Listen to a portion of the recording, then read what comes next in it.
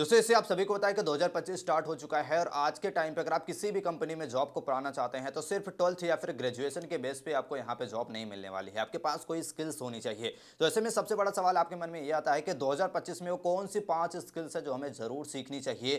दोस्तों अगर आप भी जानना चाहते हैं उन स्किल्स के बारे में तो वीडियो अंत तक बने रहिए, क्योंकि उन स्किल्स के बारे में आज के इस वीडियो आपको डिटेल्स में बात करने वाले हैं। तो वीडियो को स्टार्ट करने से पहले आपसे एक छोटा सा रिक्वेस्ट है, अगर आपको वीडियो हेल्पफुल लगे, अच्छा लगे तो एक लाइक और चैनल पर नए हो तो सब्सक्राइब जरूर कर ले। दोस्तों ये सबसे पहले बात कर लेते हैं कि 2025 में स्किल्स सीखना आपके लिए इंपॉर्टेंट क्यों है। दोस्तों फॉर एग्जांपल के लिए आप किसी भी कंपनी में जॉब के लिए अप्लाई करते हैं, आपको लेके 10 कैंडिडेट और भी उस जॉब के लिए अप्लाई करते हैं। इंटरव्यूअर को सिर्फ एक कैंडिडेट को सेलेक्ट करना है। आप सभी यानी कि 10 लोगों के पास सेम क्वालिफिकेशन है, सिर्फ आपने कुछ स्किल्स पे काम किया हुआ है। तो इंटरव्यूअर किसे सेलेक्ट करेगा? ऑब्वियसली आपको सेलेक्ट करेगा। रीजन सिंपल सा है, किसी भी कंपनी में अगर आप जॉब को पाना चाहते हैं तो कंपनी वाले देखना चाहते हैं कि आप कंपनी में कितना वैल्यू ऐड कर सकते हैं। जो वो सैलरी आपको प्रोवाइड करेंगे, जो आपको जॉब प्रोवाइड करेंगे, आप कंपनी के ग्रोथ में कितना ज़्यादा हेल्प कर पाएंगे, कितना अपना एक्सपीरियंस शेयर कर पाएंगे, ताकि आप कंपनी के ग्रोथ अगर आप करवाएंगे तभी आपको वो जॉब पे रखेंगे और आपको अच्छी खासी सैलरी भी प्रोवाइड करेंगी। तो अगर आप 2025 में किसी भी कंपनी में जॉब पाना चाहते हैं तो स्किल्स काफ़ी इंपॉर्टेंट होने वाली है। तो कौन सी वो 5 स्किल्स है 2025 में आपको सीखनी चाहिए, उसके बारे में आइए डिटेल्स में बात कर लेते हैं। दोस्तों पहला स्किल्स आता है आपका डिजिटल लिटरेसी और टेक्निकल स्किल्स। दोस्तों जैसे आप सभी को पता है कि आने वाला जो समय है, वो फ्यूचर जो है वो आपका डिजिटल होने वाला है। टेक वर्ल्ड काफी तेजी से ग्रो कर रहा है। अगर आप इस फील्ड में काफी अच्छा नॉलेज रखते हैं तो आने वाले समय में काफी अच्छी अर्निंग यहां से कर सकते हैं।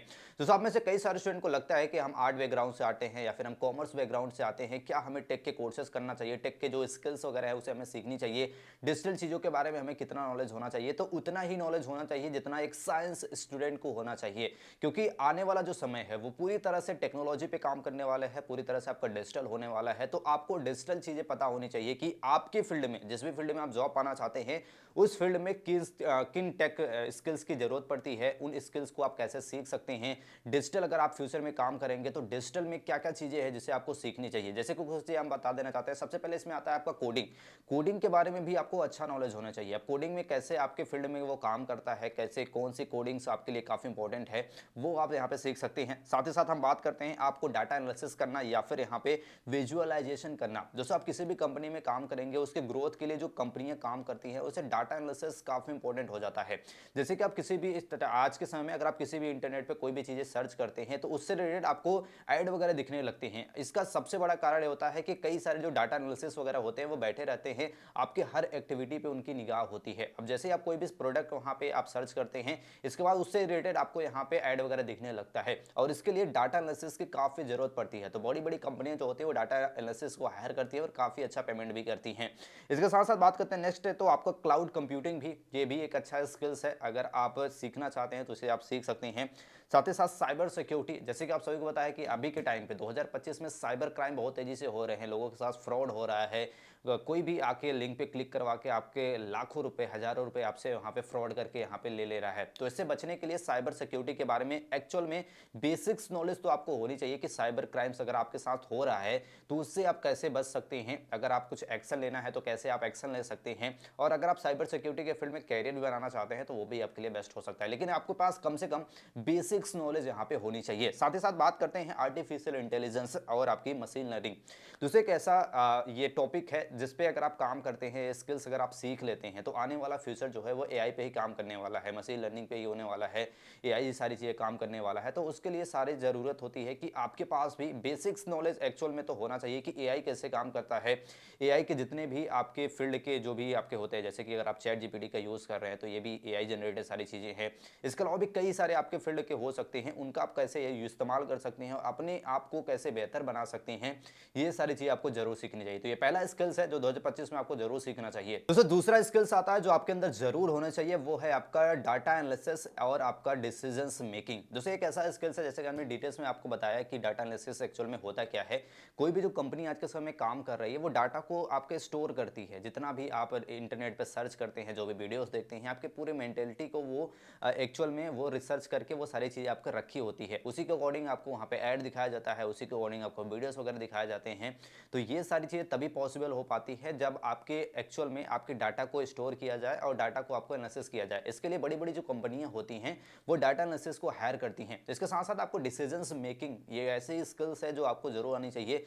कई बार अगर आप अपना खुद का बिजनेस कर रहे हैं या फिर किसी भी कंपनी में अगर आप काम कर रहे हैं तो डिसीजंस मेकिंग काफ़ी इंपॉर्टेंट होता है। आपको रिस्क टेकिंग स्किल्स हो गई, डिसीजंस मेकिंग स्किल्स हो गई। इन्हीं स्किल्स के कारण आप आसानी से फ्यूचर में काफ़ी अच्छा ग्रोथ कर सकते हैं, अपना बेहतरीन करियर बना सकते हैं। अब डिसीजंस मेकिंग होता है, डाटा एनालिसिस होता है, उसमें कुछ चीज़ें आपकी होती हैं। जैसे कि अगर आप अपना बिजनेस वगैरह स्टार्ट करना चाहते हैं, स्टैटिक एनालिसिस कैसे किया जाता है, साथ ही साथ बिजनेस इंटेलिजेंस टूल्स जो होते हैं उन्हें आप सीख सकते हैं। साथ ही साथ डाटा जो स्टोरिंग एंड विजुअलाइजेशन होता है, डाटा जो आपका बिग डाटा टूल्स हो गए, लाइक आपका हाइपर हो गया, स्पार्क हो गया, ये कुछ आपके बिग डाटा आपके टूल्स वगैरह हैं जिन्हें आप सीख सकते हैं। अब ये स्किल्स ऐसे स्किल्स है जो आपको पहली बार शायद आप सुन रहे होंगे, लेकिन अगर आप इन पे काम करेंगे और इस पे सीखेंगे तो फ्यूचर में आपका जो करियर है वो नेक्स्ट लेवल पे चला जाएगा और इन सारे स्किल्स को आप सीख के बेहतरीन अर्निंग वगैरह कर सकते हैं। दोस्तों तीसरा स्किल्स आता है आपका कम्युनिकेशन स्किल्स एंड आपका इंटरपर्सनल स्किल्स। अब बेसिकली ये कम्युनिकेशन स्किल्स होता क्या है, आप में से कई सारे लोगों ने इसके बारे में कई बार सुना होगा कि कम्युनिकेशन स्किल्स पे आप काम करिए।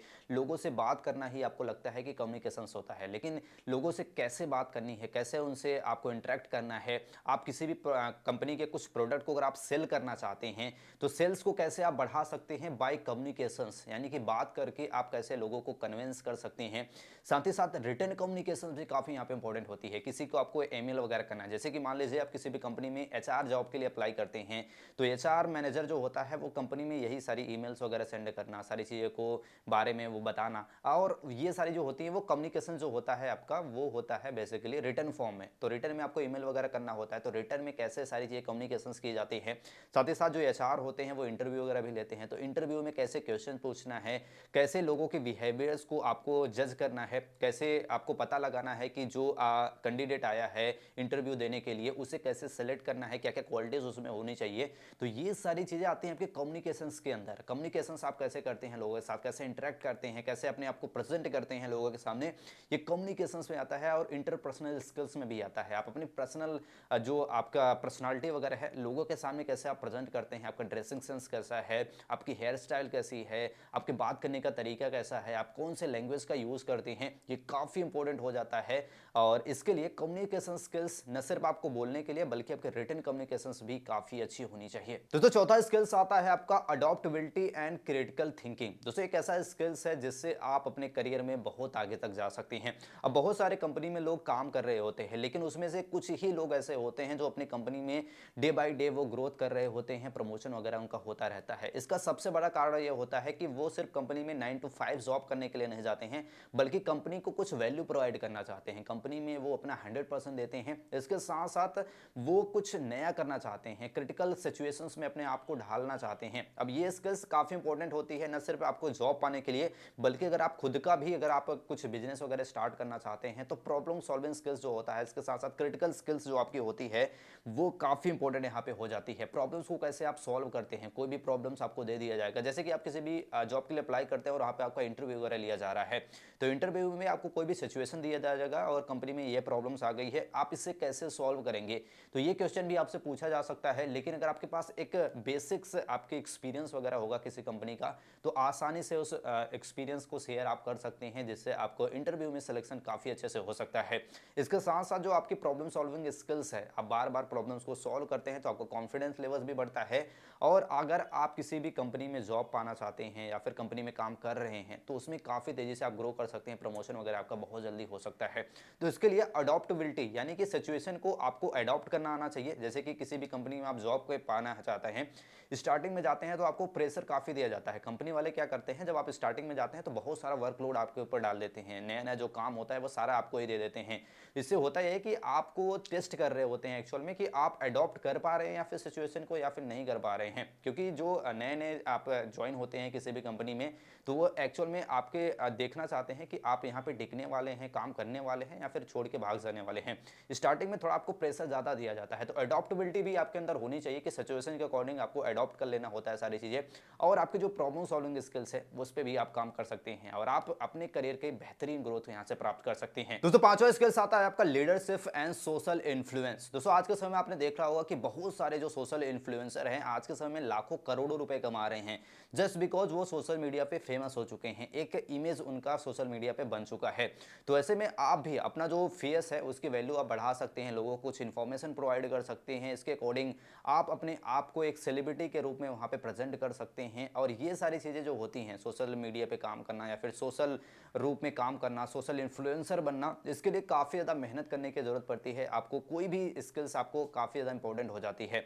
तो अगर आप भी सोशल इन्फ्लुएंसर बनते हैं या फिर जो आपकी नेक्स्ट जो हमने बताया कि लीडरशिप स्किल्स, एक ऐसे स्किल्स है जो किसी भी कंपनी में काम कर रहे हैं, आप एचआर के पद पे काम कर रहे हैं, खुद का कंपनी आप बनाना चाहते हैं, तो कैसे आप अपने टीम को लीड करते हैं, आप अपनी कंपनी को ग्रोथ को कैसे ला सकते हैं, ये काफ़ी इंपॉर्टेंट स्किल्स होती है। जो कंपनी का लीडर्स होता है, जो कंपनी का एचआर होता है, उसके मैनेजर्स होते हैं, सीईओ होते हैं या फिर कंपनी का जो मालिक वगैरह होते हैं, उन्हें काफ़ी इंपॉर्टेंट होता है कि उन्हें अपने टीम को लीड करना आना चाहिए। कंपनी से कैसे काम करवाया जाता है, कंपनी को कैसे जो काम करने वाले वहाँ पे आपके कर्मचारी वगैरह हैं, आपके जो भी आपके वहाँ पे काम करने वाले लोग हैं, उन्हें कैसे मोटिवेट किया जाता है, काम के लिए कैसे एक होके वहाँ पे काम करवाया जाता है, ये सारी चीज़ें आती हैं आपके लीडरशिप स्किल्स के अंदर। इसके साथ साथ सोशल इन्फ्लुएंस वगैरह भी है। सोशल इन्फ्लुएंस बेसिकली वो होता है कि अगर आप सोशल मीडिया पे काम करना चाहते हैं, सोशल मीडिया के आज के समय में आपने देखा होगा कि एक ऐसी स्किल्स आज के समय में बन चुकी है जिसके थ्रू आप ध्रुव राठी को देख लीजिए, नीतीश राजपूत को देख लीजिए, इसके साथ साथ और भी बहुत सारे क्रिएटर हैं जो आज के समय में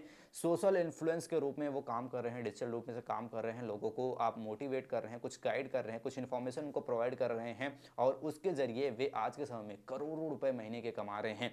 तो ये सारी चीज़ें आप सीख सकते हैं। साथ ही साथ लीडरशिप स्किल्स भी जो आपके जॉब के लिए काफ़ी इंपॉर्टेंट है, उस स्किल्स को भी आप यहाँ पे सीख सकते हैं। और ये 5 स्किल्स ऐसे स्किल्स है जो 2025 में अगर आप सीख लेते हैं, इनमें से 1 या 2 भी स्किल्स अगर आप सीख लेते हैं तो बहुत ज़्यादा चांसेस है कि फ्यूचर में, आने वाले फ्यूचर में आप अपना ग्रोथ कर सकते हैं, आप अपने आप को लोगों से बेहतर बना सकते हैं और काफ़ी अच्छे अर्निंग वगैरह यहाँ से कर सकते हैं। तो आई होप ये जानकारी आपको अच्छी लगी, वीडियो आपको हेल्पफुल लगा होगा। ऐसी जानकारी के लिए चैनल को लाइक और सब्सक्राइब जरूर कर ले। मिलते हैं नेक्स्ट वीडियो में, तब तक के लिए जय हिंद।